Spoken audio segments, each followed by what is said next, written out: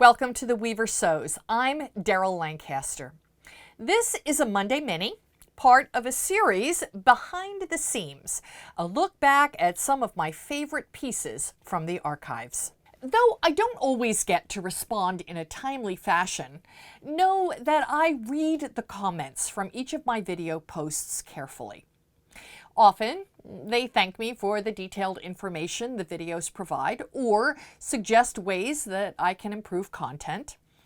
And occasionally, someone suggests a topic for a future video.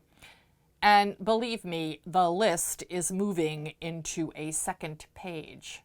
A viewer commented recently, "I love getting a peek into your process. I am in love with the Phoenix Rising jacket that you made in 2005, and I don't see a blog post about it." Well, since I didn't start my blog until December of 2008, there would be no record of the process of that jacket. And so I'm happy to fill in the backstory today. I've already talked about the color forecast column I used to write for Handwoven magazine. For the many years that I wrote that column, my work paralleled and was heavily influenced by the palettes that I would set twice a year. And truth be told, I still pull out my binder of all the forecasts and use them for new color combination ideas. One of the weavers who contributed work to my follow-up columns featuring garments that were influenced by the palettes commented that I was setting these palettes as a weaver and was unaware that Pro Chemical, one of the leading suppliers of fiber-reactive and acid dyes, was actually using my palettes to create kits, and that I should really know something about dyeing. Challenge accepted. This weaver, Sarah, lived in New Hampshire, and that summer of 2005, I was planning to attend the New England Weavers Seminar. Sarah suggested I come to her studio at the close of the conference and stay for a couple of days to learn the basics of dyeing and warp painting with fiber-reactive dyes. This was truly one of the greatest gifts another weaver bestowed on me, one that completely changed the course of my work and my career. So after the 2005 New England Weavers Seminar, I followed Sarah back to her lovely studio with a view of the mountains and set out to learn how to dye yarn and paint warps. On her instruction, I had pre-wound a few warps wide enough to weave scarves in a couple of different yarns and fibers.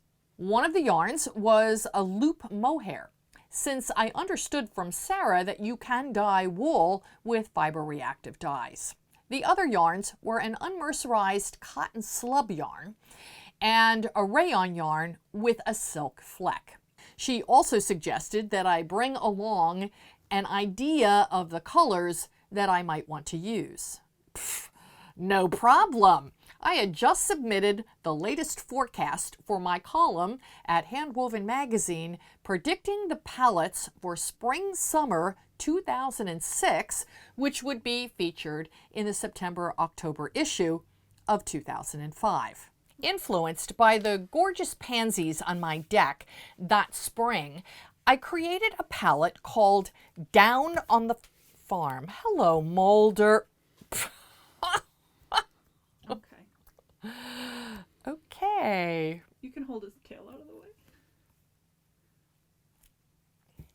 Down on the Farm. Here are the color aid chips and yarn wraps that went into the article. We spent 2 days at Sarah's studio learning how to mix fiber-reactive dyes to get the colors I wanted, influenced by the Down on the Farm palette. I have notes from that experience, and you can see the tests I made for each of the colors, which would be mixed and used in hand painting the warps. And so I happily painted the unmercerized cotton warp and the rayon with the silk slub warp. I had a blast.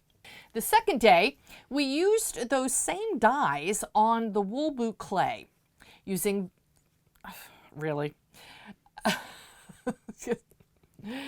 Could you put your foot down? Thank you. The second day,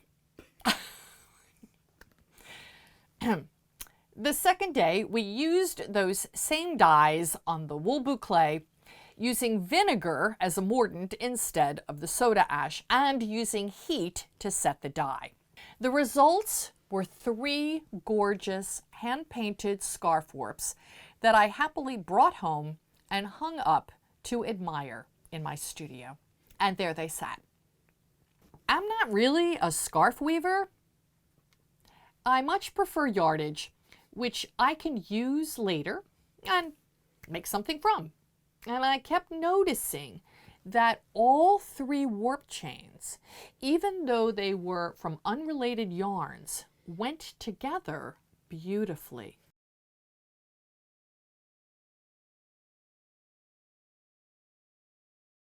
One of those days when I was working in my studio, a light bulb went off in my head and a huge moment of clarity filled the space, and I thought to myself, what if I blended the 3 warps together and actually got enough to make yardage? I'd never combined wools and cottons in the same warp, and I wasn't sure how it would work.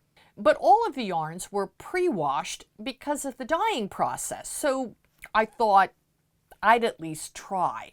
It also occurred to me that I could weave each warp, though integrated, with a different structure. That was a brilliant idea, and one that also changed the trajectory of all of my future work in the studio. The biggest challenge was to figure out how many ends of each of the 3 warps I had and how often they would then repeat across the warp in the design I sort of selected, which was 4.5 yards, or a little over 4 meters long, and ended up 27 inches or 68.5 centimeters wide. I used weaving software to help with the layout and the calculations. Can I say how much fun this was to weave? The great thing about hand-painted warps, which are now pretty mainstream, but back in 2005, it was still somewhat of a novelty, is that every time you advance the cloth, you see a new combination of color. Mulder, you're going to need to move. I'm sorry. I wove this off very quickly because I couldn't wait to keep advancing the cloth. Because I had no plans for what to make with the yardage, which wove beautifully and washed up even more lovely, the fabric went on my shelf and waited for the right garment. Enter Vogue 8134. The copyright on the pattern says 2005. So I'm guessing that I acquired the pattern that year and immediately thought of my yardage. Right?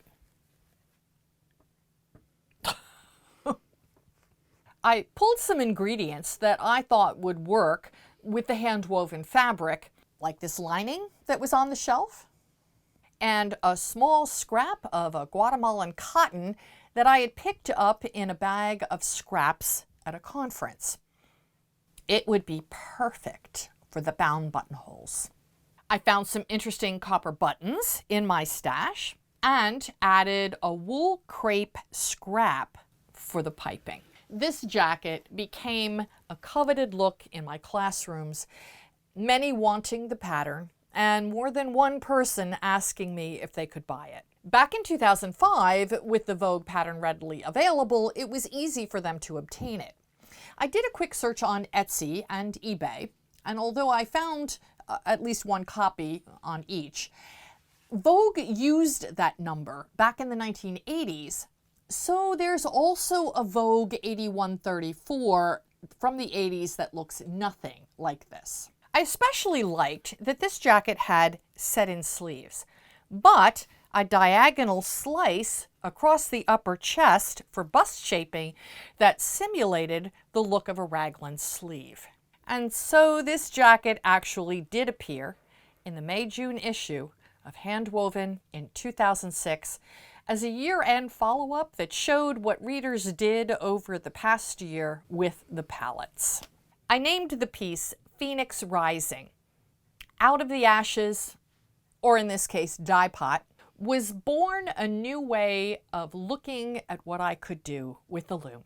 Thanks for watching my Monday Mini. I'm Daryl Lancaster for The Weaver Sews.